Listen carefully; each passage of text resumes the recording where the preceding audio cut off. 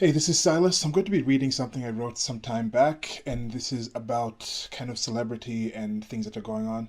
It's somewhat pertinent in this time because I think a lot of people are looking for answers in places where they shouldn't be looking for them, both as celebrities looking at the rest of the world to try to understand things that are happening in their life, and us regular people, quote unquote, that want to understand things about life, we look to celebrities. And there's a mismatch there going on with people trying to find answers outside of themselves versus finding them in places where they're most likely to find them. So here it goes. Why Hollywood hates us. They are like us. So, how many of you resent your jobs or have an uneasy relationship with your employers and fellow employees that makes you dread every Monday? You know, that whole the case of the Mondays things. People kind of are against Mondays, but yeah. So, do you picture cashing your paycheck or imagine the smile of a loved one before you talk to yet another customer? Many of us go home every day and occasionally have time off from work, even between the outright vacations and holidays. So, though spending and access to resources for everyday people may not be as large as it is for celebrities, we also deal with things people may consider to be less desirable at a proportionally smaller scale. So, some years back now, while I was going through a really rough part of my life, I thought of this thing, came to this realization that possessions do not care if you come home every night, but you would care if you came home and found one of your possessions missing. So it's even in the name of the thing itself. Possessions possess you. So arguably, we have fewer stressors than most Hollywood celebrities, and therefore, we may find it easier to vent any pent up energy that is caused by these stressors. In addition, we can mostly directly see those who are affected by our working, giving us a feeling of being part of greater society, and as social animals, this can provide a great reinforcement to what we do in our everyday life. It can make us feel better about our occupations. So, for example, you look forward to every weekend with your regular outing at your favorite hangout and your friends watching your mundane thing or eating the same nondescript meal and just letting out all the built up stress and angst from your job. And sure, this can be done at one of the palatial homes that are found in the upscale Hollywood neighborhoods, and I will admit that even as a homebody of sorts, there is something about being in public, even if it is solely for the people watching. So even if you're just going out by yourself to just check out other people, that's kind of, I think, a positive thing that most humans as social animals like. So not only seeing the daily effect of your work during the work, seeing somebody come in, if you're a plumber, you actually go to somebody's house, somebody has a leak, and then you fix that plumbing, and you actually see, oh, this has actually directly affected this person's life in a positive sense. You can see the happiness in the person's face. You can kind of think, okay, now they'll be able to access water in a better way. They'll be able to wash dishes. They'll be able to do X, Y, Z. So you see that, and it gives you that reinforcement. Even if you're going back to your office and whoever is managing that plumbing store is going to be yelling at you, oh, you didn't do it fast enough. You still have that memory to go home with that day that, oh, yes, I actually helped this person. Maybe they're going to be washing their baby in the shower now or in the bathtub since I fixed the tube. So it's a reinforcement that I think we enjoy. So when you have that daily effect of work, but after that, on that weekend, you can also shed that. You don't no longer have to be the plumber anymore. You don't have to be the electrician, the accountant, the school teacher. You can shed what occupies your time and mind and let yourself return to that space in your mind, that space in your head. You can just be in the moment. As for the celebrities, our stars, can they avoid the knowledge of being famous for being good at not being themselves? They entertain, it's show business, always showing their business selves. They hardly have any downtime to unwind or vent, no real cues of a common reality, and so many people reinforcing their eccentricities and whims. They must innately know that this is unusual. I mean, we can tell this. We can see this in our daily lives when you look at generations of people that are coddled and spoiled, that they lash out to the claims of microaggressions and need of trigger warnings to things that are daily realities to most. It's an unhealthy kind of situation to be in. Now imagine that effect exponentially applied. We are people that may be famous for doing things, and they are famous for being people that did things. This gets them to a point where they're infamously invisible. They think they know us, and they don't think that we know them. Okay, what do I mean by this? Think about the last time someone fabricated something about you or claimed to know you when they did not. This could be something like an outright lie about you, about something that you did, by someone you don't even know, or an acquaintance claiming to deeply know something about your character to possibly try and impress somebody who may appreciate you. Now imagine millions of people do this. This isn't no one can truly know anyone in the sense that we're a different person in the reality tunnel of everyone. For example, if you watched about 20 videos on this channel, I'd be someone different to you in your reality tunnel than maybe somebody who I met when I was 20 years old. So I'm speaking of people claiming a connection to a celebrity while not knowing a thing about who they personally are, let alone having met them even once. So there's a bubble in Hollywood and in celebrity in general.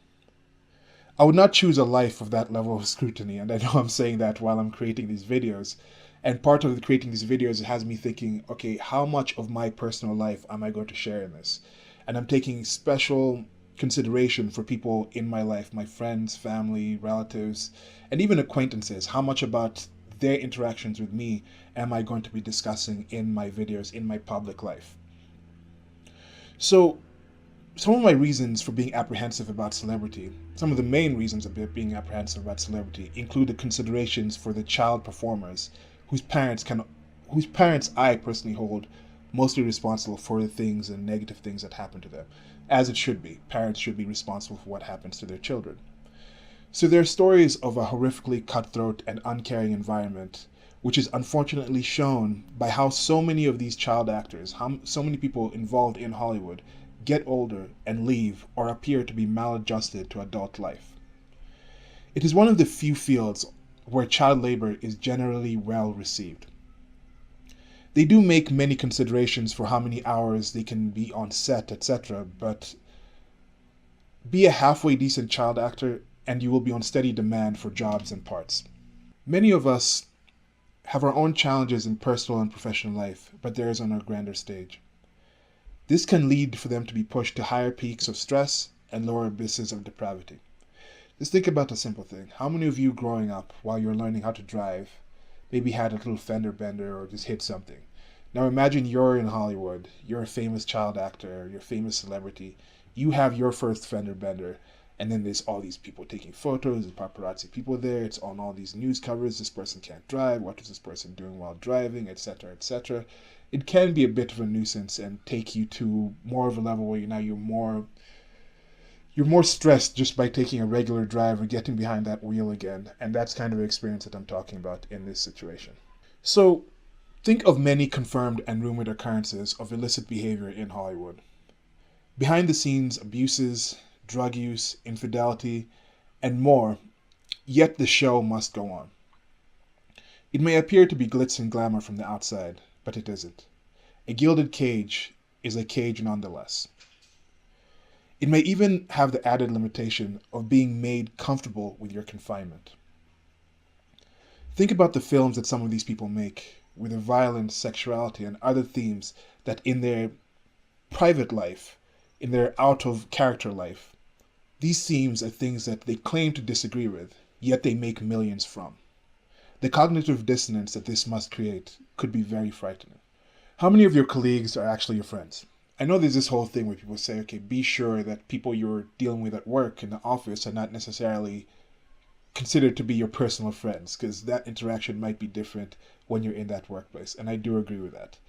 But imagine almost all of them being competitors, ready to step over you at the slightest prompting. In fact, if your personalities are similar, the very qualities that may increase your compatibility for friendship would likely be the same that will pit you in competition for the same limited things. You could be, for example, two young boys that migrated to a country from a similar region. You happen to have similar accents and affinities for certain sporting events. In certain environments, this may mean you might pick similar jobs, end up in the same company, and then build a friendship by participating in intra-company club teams and nights with friends cooking recipes in the region that your parents emigrated from. Whereas in Hollywood, you may keep seeing each other as you try out for these limited characters repeatedly, and then you get yourselves pitted into these, oh, these two actors, every time you act in something, you're compared to, oh, what if it was this other guy doing it? And then that puts you in a competitive situation in somebody who, in, I don't want to say a more natural environment, because Hollywood is part of human nature. This is part of what we've created. But in a less competitive, a less specified environment, with a less limited resources of parts, you might end up in a place where you can both share a limelight in a way and support each other. So with that being said, just as an abused child learns to resent the world that smiles at them and pretends that they are not living in a hell, I believe that celebrities have a similar sentiment, even if it is mostly unconscious. So next on to the ties that bind. They don't think that it's a choice. So what do I mean by that? You might think, okay, just quit, right? If a celebrity has issue, why don't they just quit? Just stop and downsize your lifestyle. I've been saying this for years. I've been saying this for decades, I think. Not decades, okay. At least a decade ago, I used to say this on a regular basis. That public figures should not demand privacy, only to insert themselves into as many aspects of public consumption when they have something to sell us. But I've been thinking, is that really fair? I used to say, okay, when this celebrity is at the grocery store or something, or is shopping with their kids, out with their kids, and then people are taking photos and they say, oh, don't take photos of me. I think, oh, no, no, no, no. Because the second you want to have us come watch a film of yours or buy a music album of yours, you're everywhere. Everywhere I turn on the TV, everywhere I go, like I'm buying things, I am at the store and you're in my face. So no, you're not allowed to say that. But is that truly fair? When you go to the bank, a professional bank teller will be nice and cordial and possibly somewhat flirtatious to you, depending on your genders. But do you expect the same from that person if you walked by them in a supermarket as they're shopping for groceries? They may notice you and say hello, but you wouldn't be offended if they did not engage you in some banter about your day at that moment. So that has me kind of rethinking my stance on how much of privacy celebrities and other public figures can reasonably expect.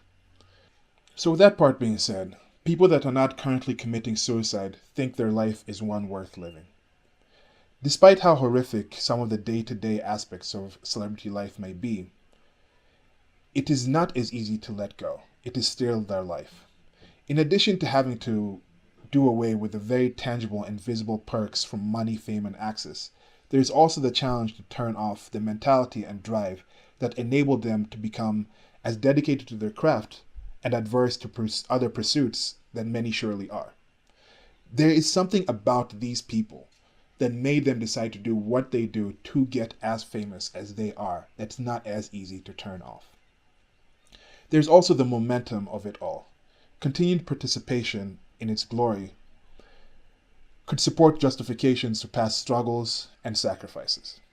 Stopping this life may make them feel even worse about the needs that they have left unanswered.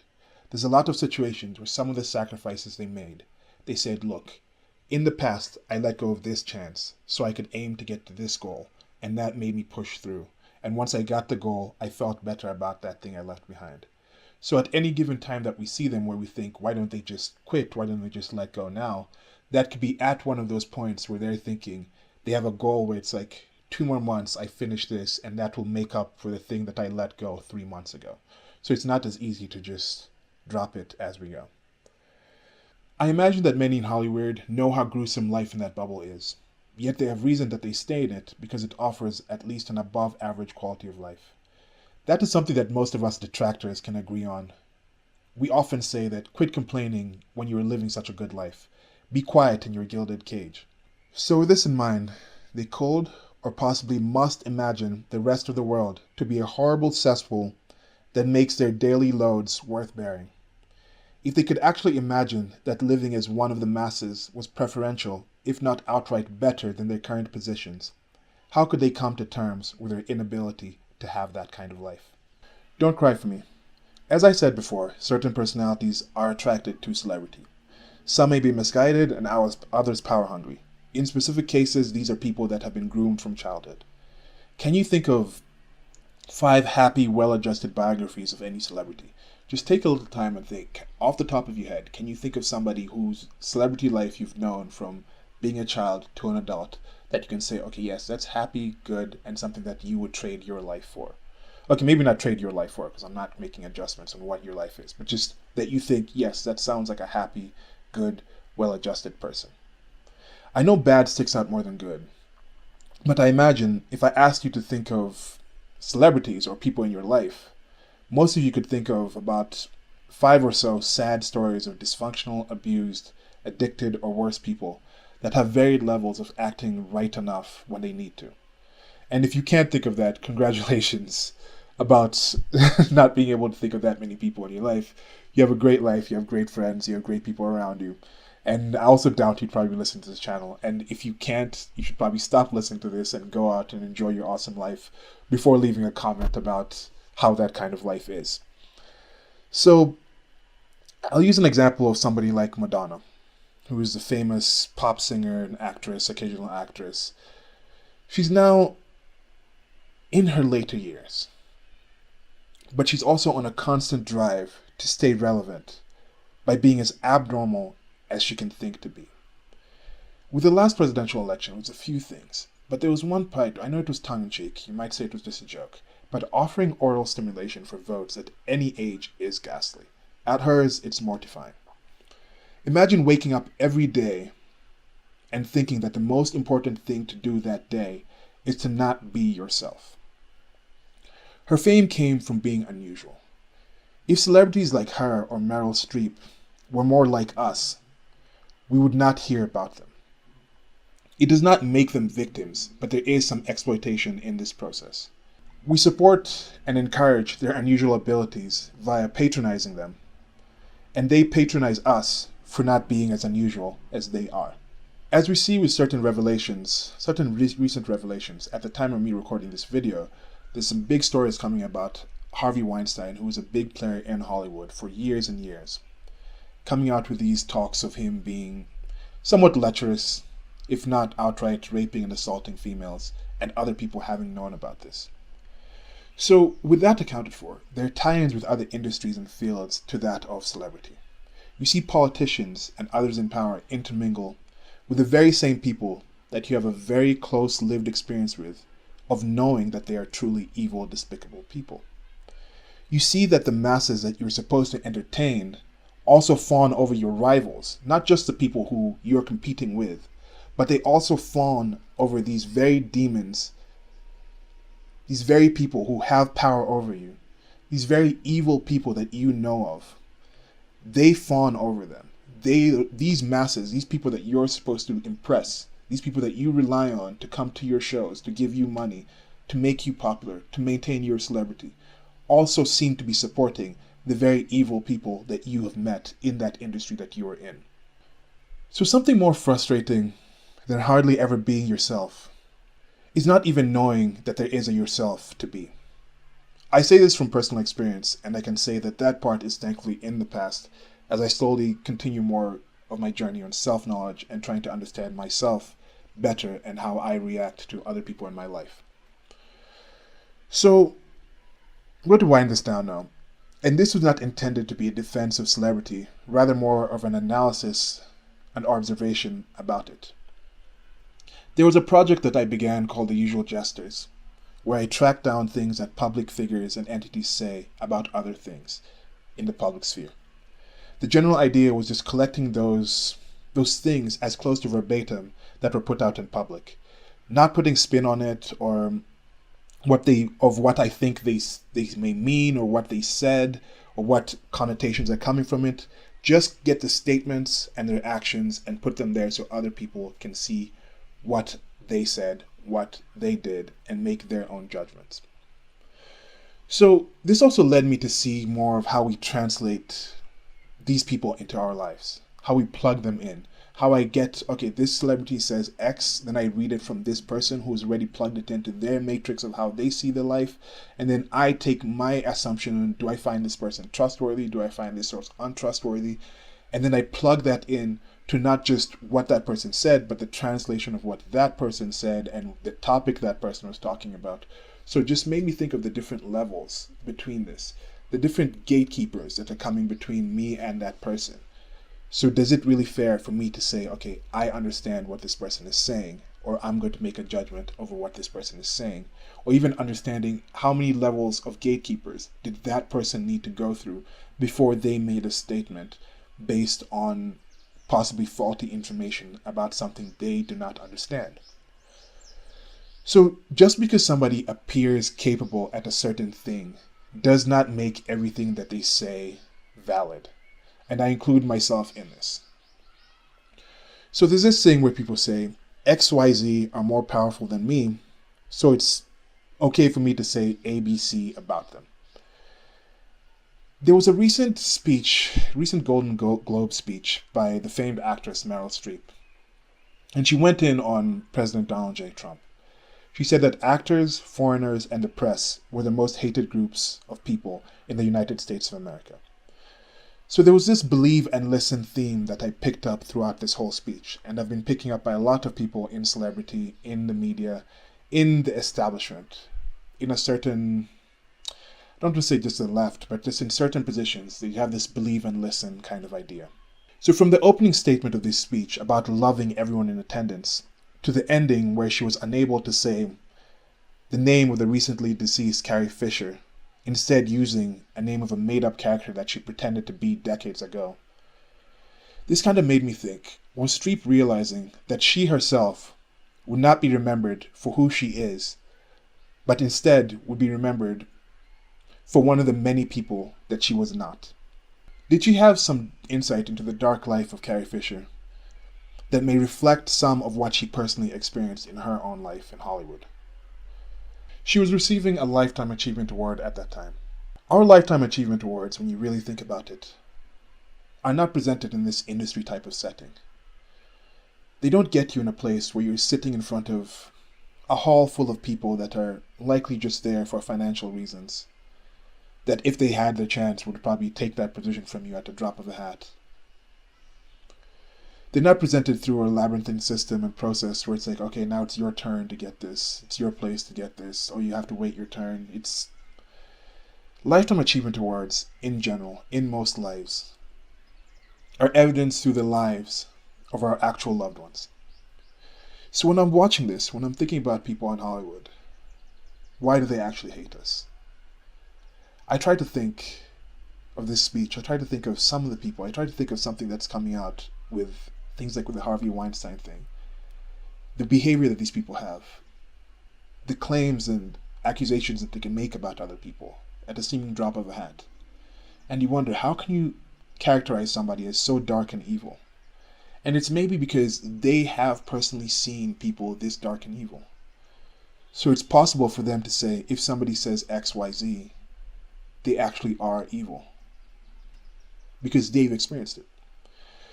So with Meryl Streep, I say, believe that she and others in her position believe what they say. Then listen carefully to what they actually say.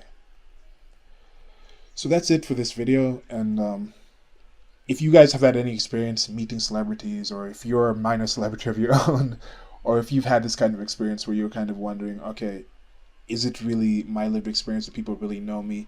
If anything in here sounded kind of right, if anything in here sounded completely off and wrong, please let me know in the comment section.